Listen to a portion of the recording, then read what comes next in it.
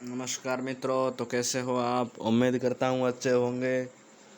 मैंने सेकंड इकाई का मल्टीपल चॉइस का क्वेश्चन पेपर डाल दिया है, तो आगे भी इसी तरह के क्वेश्चन पेपर क्लासेस वीडियो देखने के लिए हमारे यूट्यूब चैनल को सब्सक्राइब करें एनजे मोटिव और बेल आइकन को प्रेस करें, ताकि आने वाले हर वीडियो का अपडेट आपके पास नोटिफिकेशन के रूप में आ जाए।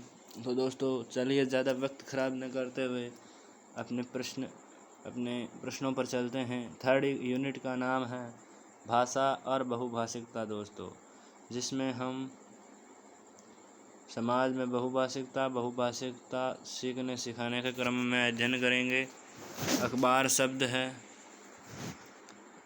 शब्द कौन सी भाषा का है दोस्तों? फारसी भाषा का। ऑप्शन बी सही हो जाएगा। अगला प्रश्न है तौलिया शब्द कौन सी भाषा का है? तो इसमें पुर्तगाली भाषा से लिया गया तौलिया शब्द है।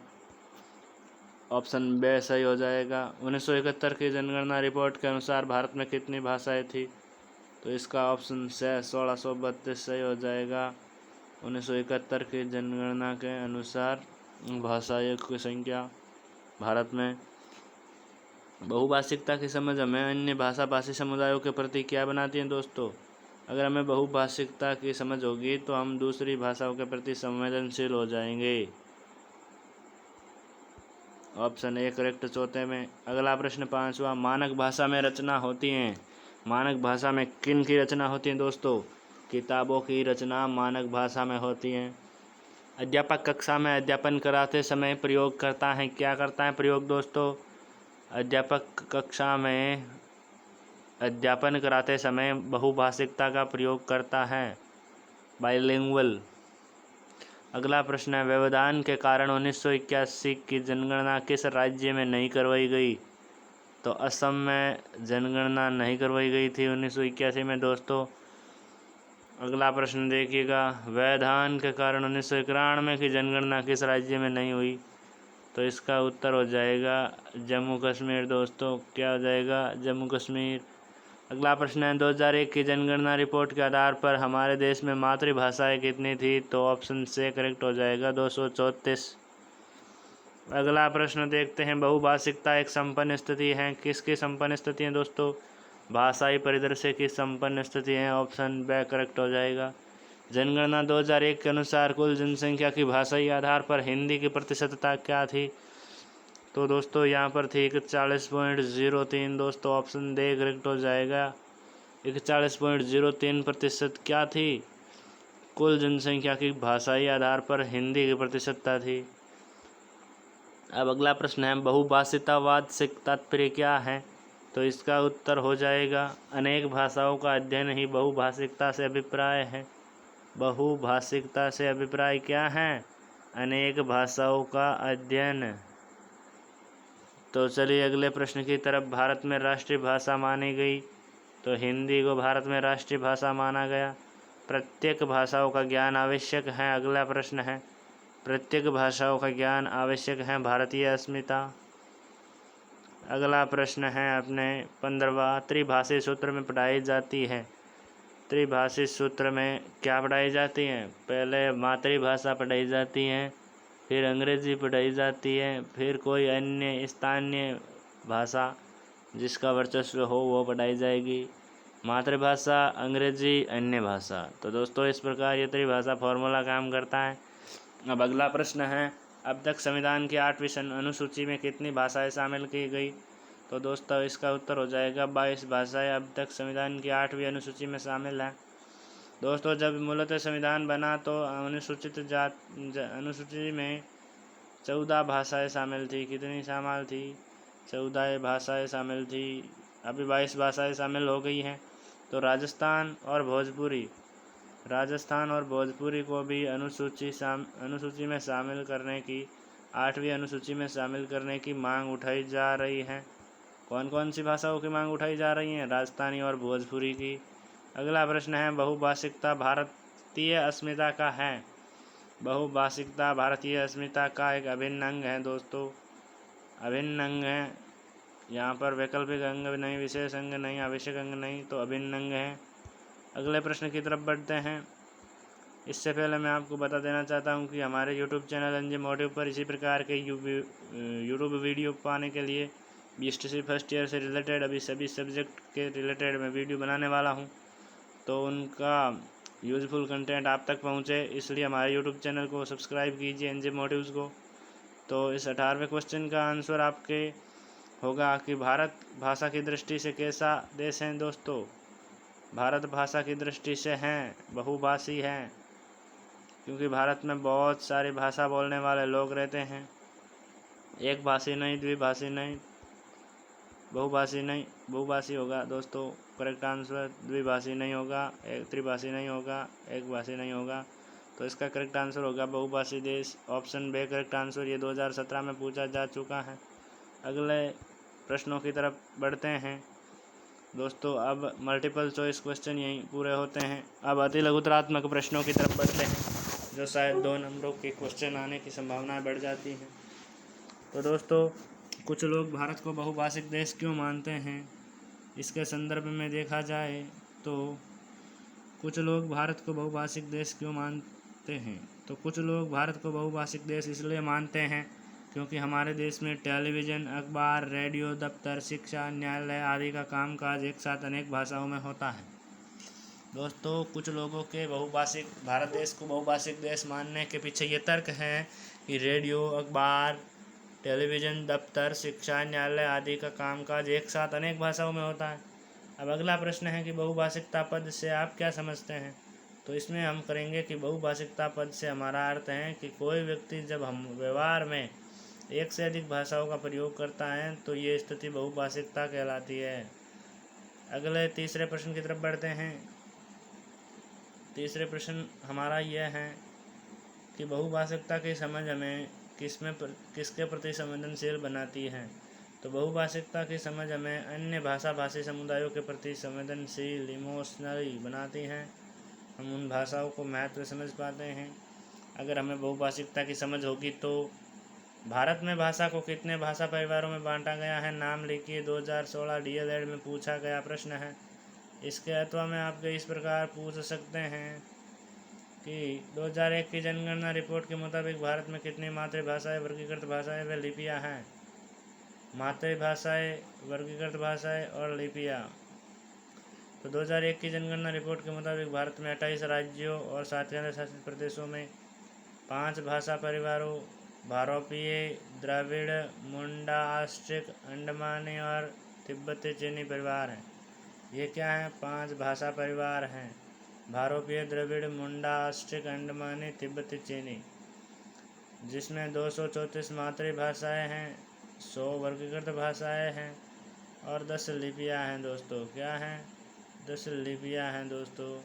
तो फिर से देख लीजिएगा एक बार कि भारत में भाषा परिवार कितने बांटे गए हैं या भारत में कितनी मातृभाषाएं, वर्गीकृत भाषाएं एवं लिपियां हैं। तो इसका उत्तर पुनः देख लीजिएगा। भाषा परिवार 5 हैं, जैसे भारोपीय, द्रविड़, मुंडा, ऑस्ट्रिक, अंडमानी, तिब्बती चीनी। फिर 234 मातृभाषाएं हैं, फिर 100 वर्गीकृत भाषाएं हैं, फिर 10 लिपियां हैं। चलते हैं अगले प्रश्न की तरफ। हिंदी मानक भाषा के निर्माण में किन भाषाओं के शब्द लिए गए। हिंदी मानक भाषा के निर्माण में किन भाषाओं के शब्द लिए गए हैं दोस्तों। हिंदी मानक भाषा के निर्माण में संस्कृत के ही नहीं, अनेक जनपदीय भाषाओं के शब्दों के साथ अंग्रेजी, उर्दू, अन्य भाषाओं के शब्द भी लिए गए हैं दोस्तों। तो हम सीधे तौर पर कह सकते हैं हिंदी भाषा के निर्माण में संस्कृत, अंग्रेजी, उर्दू आदि सहित कई भाषाओं के शब्द लिए गए हैं।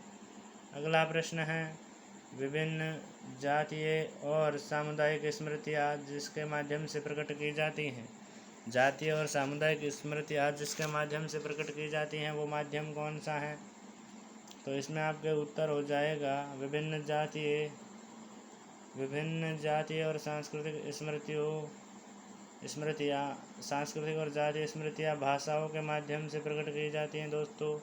अगला प्रश्न 7वां है, मैं पढ़ रहा हूँ हिंदी वाक्य के विभिन्न मेवाड़ी रूप क्या क्या हो सकते हैं, लिखिए। तो इसमें विभिन्न मेवाड़ी रूप इस प्रकार हो सकते हैं, मुँह बन रियो हूँ, मुँह बने रियो हूँ, महूँ भण रह्यो हूँ। दोस्तों इस प्रकार मेवाड़ी भाषा के रूप हैं मुँह भण रह्यो हूँ, मुँह भण रह्यो हूँ। दोस्तों क्या है? मुँह भण रह्यो हूँ, मुँह भण रह्यो हूँ, महूँ भण रह्यो हूँ, मुँह भणी रह्यो हूँ। तो अगले प्रश्न की तरफ बढ़ते हैं। 8वां प्रश्न है, राजस्थान में मुख्य रूप से बोली जाने वाली भाषाओं के नाम लिखिए। तो यहाँ पर अनेक स्थानीय भाषाएं प्रचलन में हैं, तो उनमें से प्रमुख कौन कौन सी हैं देखिएगा। मेवाड़ी हैं, मारवाड़ी हैं, ढूंढाड़ी हैं, मेवाती हैं, इसी प्रकार हाड़ौती हैं। अनेक भाषाएं बोली जाती हैं। तो अपने राजस्थान के क्षेत्र में से इसमें भाषा के संबंध में कौन सी कहावत प्रसिद्ध है? तो भाषा के संबंध में एक कहावत प्रसिद्ध है। देखो दोस्तों, 4 कोस पर पानी बदले 8 कोस पर वाणी। ये कहावत राजस्थान में पूर्णतः चरितार्थ होती है कि 4 कोस पर पानी बदले 8 कोस पर वाणी, अर्थात वाणी बहुत ही कम क्षेत्र में आगे बदलती रहती हैं। ये क्वेश्चन 2015 में आ चुका है, मुझे ये क्वेश्चन इम्पोर्टेंट लगता है, तो आप भी इस पर ध्यान दीजिएगा। दोस्तों आगे कोई 5 मारवाड़ी कहावतें लिखनी हैं, जिसमें देख लीजिएगा 5 आपके लिए मारवाड़ी कहावतें कौन कौन सी है, याद कर लीजिएगा इनको। कुछ बच्चों को तो आते भी होंगे, जो अपने पूर्वजों के पास बैठते हैं, दादा दादियों के पास बैठते हैं, उनकी बातें गौर करके सुनते हैं, तो वे इन कहावतों का इस्तेमाल करते हैं। जैसे तेल न तई सीधी रांड गुलगुला ले गई, तेल न तई सीधी रांड गुलगुला ले आई। फिर दूसरी है थूक सुनी चिपके, दाया ने मुंडा की नंगे, दाया ने मुंडा की कई नगे। अगला है नागा का लाल। अगला है रोती न रानी तो गले ही आ पड़ी, रोती न रानी तो गले ही आ पड़ी। इस प्रकार ये राजस्थानी कहावतें हैं। अगला प्रश्न है, संविधान के 100वें संशोधन के द्वारा 2001 की जनगणना, संविधान के 100वें संशोधन द्वारा 2001 की जनगणना के अनुसार या के आधार पर अनुसूचित भाषाओं में किन किन भाषाओं को शामिल किया गया था?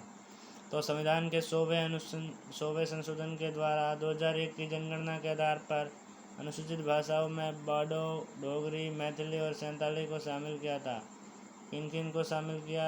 बोडो, डोगरी, मैथिली, बोडो, डोगरी, मैथिली और संथाली को राज्य की 8वीं अनुसूची में अनुसूचित भाषाओं में शामिल किया गया।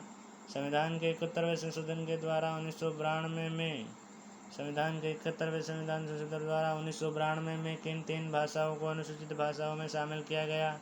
तो 71वें संशोधन के तहत 1992 में कोंकणी, मणिपुरी और नेपाली भाषाओं को अनुसूचित भाषाओं में शामिल किया गया। दोस्तों तो आपसे प्रश्न पूछा जा सकता है इन दोनों में से एक कोई कि 1992 में कौन कौन सी भाषाओं को अनुसूचित भाषाओं में शामिल किया गया। 1992 का पूछा जाए तो कोंकणी, मणिपुरी और नेपाली हो जाएगा। जबकि 2001 का पूछा जाए तो बोडो, डोगरी, मैथिली और संथाली हो जाएगा। वहाँ 100वें संविधान संशोधन में था, ये 71वें संविधान संशोधन में था।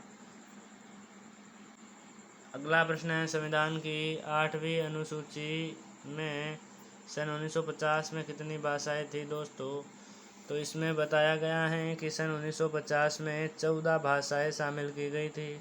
तो आपके 1992 में 3 भाषाएं जोड़ दी गई हैं और 2001 में 4 भाषाएं जोड़ दी गई हैं। 4 3 7 12 14 और 7 21 हो गई। दोस्तों कोई एक भाषा और है जिसे संवैधानिक दर्जा प्राप्त हुआ है। तो अब कौन कौन सी भाषाएं देख लीजिएगा जिनको 1950 में भी संवैधानिक दर्जा प्राप्त था। असमिया, बंगला, गुजराती, कन्नड़, हिंदी, कश्मीरी, मलयालम, मराठी, उड़िया, पंजाबी, संस्कृत, तमिल, तेलुगु, उर्दू, ये सभी भाषाएं सन 1950 से संविधान की 8वीं अनुसूची में शामिल हैं। तो दोस्तों चलिए अगले प्रश्न पर चलते हैं। बच्चों की समझ के मुताबिक ही नहीं अगला प्रश्न ये है कि संविधान की जनतांत्रिक समझ का आईना बताइए। तो यहाँ पर 8वीं अनुसूची में शामिल भाषाएं संविधान की जनतांत्रिक समझ का आईना है। दोस्तों अगला है, बच्चों की समझ किसके मुताबिक विकसित होती हैं? तो इसमें उत्तर हो जाएगा बच्चों की समझ वैज्ञानिक मापदंडों के मुताबिक विकसित होती हैं। बच्चों की समझ वैज्ञानिक मापदंडों के मुताबिक विकसित होती हैं। अगला प्रश्न 16वां, बहुभाषिकता से बच्चे के बौद्धिक स्तर पर क्या प्रभाव पड़ता है। तो बहुभाषिकता से बच्चे का बौद्धिक स्तर विकसित होता है दोस्तों। बहुभाषिकता से बच्चे का बौद्धिक स्तर विकसित होता है। अगला प्रश्न है, राजस्थान हिंदी भाषी प्रदेश हैं। क्या प्रश्न है दोस्तों, राजस्थान हिंदी भाषी प्रदेश हैं, इसके सीमावर्ती अन्य प्रदेशों की मातृभाषा बताइए। तो राजस्थान के समीपवर्ती अन्य भाषा भाषी प्रदेश हैं, उत्तर में पंजाब हैं जहाँ गुरुमुखी हैं, दक्षिण में गुजरात हैं जहाँ गुजराती हैं, पश्चिम में पाकिस्तान है जहाँ भाषा उर्दू हैं। तो दोस्तों इस प्रकार पंजाब में गुरुमुखी, दक्षिण में गुजराती और पश्चिम में पाकिस्तानी हैं। तो अगला प्रश्न देखिए, आपकी भाषा राजस्थानी है, हिंदी के साथ साथ आपके कौन सी अन्य भाषा को सीखना पसंद करोगे एवं क्यों। तो हम यहाँ पर लिखते हैं अपनी पसंदीदा लैंग्वेज, कुछ भी लिख सकते हैं जो आपकी फेवरेट हो लिख दीजिएगा। आप गुजराती, मराठी, गुरुमुखी, पंजाबी भाषा सीखना पसंद करेंगे। गुजराती, मराठी, गुरुमुखी, पंजाबी, गुरुमुखी लिपि है दोस्तों, भाषा नहीं। तो अगला प्रश्न है, संस्कृत से उत्पन्न अन्य भारतीय भाषाओं का उल्लेख कीजिए। तो संस्कृत से उत्पन्न भारत की प्राय सभी भाषाएं जैसे हिंदी, बंगाली, गुरुमुखी, गुजराती, मराठी, असमी भाषा हैं। तो अगला प्रश्न है कि बहुभाषिकता से भारत को क्या क्या लाभ हो सकता है।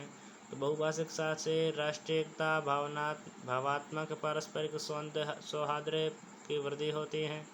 बहुभाषिकता से राष्ट्रीय एकता, भावात्मक तथा पारस्परिक सौहार्द की वृद्धि होती है। अगला प्रश्न है, भारत बहुभाषी राष्ट्र होते हुए भी उसमें एकता का महत्वपूर्ण तत्व क्या है। भारत बहुभाषी राष्ट्र होते हुए भी उसमें एकता का महत्वपूर्ण तत्व क्या है। तो बहुभाषा सीखने से भारतीय बालक में भावनात्मक सौहार्द व राष्ट्रीय की भावना बढ़ती है। बालक एक दूसरे को भाषा का आदर करता है। बहुभाषी राष्ट्र होते हुए भी उसमें एकता का महत्वपूर्ण तत्व क्या है। तो यहाँ उत्तर होगा, बहुभाषा सीखने से भारतीय बालक में भावनात्मक सौहार्द व राष्ट्रीय एकता के भाव बढ़ते हैं। बालक एक दूसरे की भाषा का आदर करने लगता है। अगला प्रश्न 22वां, जो कि हमारे आज के वीडियो का लास्ट क्वेश्चन होगा। इस बुक में 3 इकाइयाँ दोस्तों मैं बता देना चाहता हूँ, जिनमें तीनों इकाइयों के हमने शॉर्ट क्वेश्चन और मल्टीपल चॉइस क्वेश्चन को ऐड कर लिया है, तो आपके लिए ये यूज़फुल होगा। इसी के साथ हम एंड करते हैं इस वीडियो का 22वें प्रश्न के साथ। 22वां प्रश्न इस प्रकार है कि बच्चे की भाषा का उपयोग कक्षा या विद्यालय की अधिगम की प्रक्रिया में करने से क्या पॉजिटिव रिजल्ट मिलते हैं। तो DELED 2017 में पूछा जा चुका है। बच्चे की भाषा का उपयोग कक्षा या विद्यालय की अधिगम प्रक्रिया में करने से हमें बहुभाषिकता को सीखने सिखाने की प्रक्रिया में जगह देते हैं। बच्चे की भाषा का उपयोग कक्षा या विद्यालय की अधिगम प्रक्रिया में करने से हम बहुभाषिकता को सीखने सिखाने की प्रक्रिया में जगह देते हैं। इसके साथ ही हम विद्यार्थी की सामाजिक सांस्कृतिक पृष्ठभूमि को भी जगह दे रहे हैं। इसका नतीजा यह होता है कि इससे विद्यार्थी सीखने सिखाने की प्रक्रिया में सहजता और जुड़ाव महसूस करता है। इस तरह से अपनी भाषा में अभिव्यक्ति का विश्वास भी हासिल करेंगे। एक दूसरे की भाषाओं की स्वीकृति होने पर लोकतांत्रिक मूल्यों को अलग से सीखने सिखाने की ज़रूरत नहीं रहेगी। दोस्तों एक बार फिर से पढ़ लेते हैं इसको। बच्चे की भाषा का उपयोग कक्षा या विद्यालय के अधिगम प्रक्रिया में करने से हम बहुभाषिकता को सीखने सिखाने की प्रक्रिया में जगह देते हैं। इसके साथ ही हम विद्यार्थी की सामाजिक सांस्कृतिक पृष्ठभूमि को भी जगह दे रहे हैं। इसका नतीजा ये होता है कि इससे विद्यार्थी सीखने सिखाने की प्रक्रिया में सहजता और जुड़ाव महसूस करेंगे। इस तरह से अपनी भाषा में अभिव्यक्ति का विश्वास भी हासिल करेंगे। एक दूसरे की भाषाओं की स्वीकृति होने पर लोकतांत्रिक मूल्यों को अलग से सीखने सिखाने की ज़रूरत नहीं पड़ेगी। तो दोस्तों अगर वीडियो अच्छा लगा तो लाइक कीजिएगा और बताइएगा कि आपको ये प्रश्न कैसे लगे कमेंट बॉक्स में कमेंट करके, और इसी प्रकार हमारा हौसला बढ़ाते रहिए। आपका विश्वास, आपका लाइक ही हमें शक्ति देगा। तो दोस्तों इसी प्रकार के वीडियो पाते रहने के लिए हमारे यूट्यूब चैनल को सब्सक्राइब कर बेल आइकन को प्रेस करें, ताकि आने वाले वीडियो का नोटिफिकेशन आपको सबसे पहले मिले और आप उस वीडियो को देखकर उचित मात्रा में लाभ उठा पाए। तो वीडियो देखने के लिए धन्यवाद। बने रहिए हमारे यूट्यूब चैनल NJ मोटिव के साथ।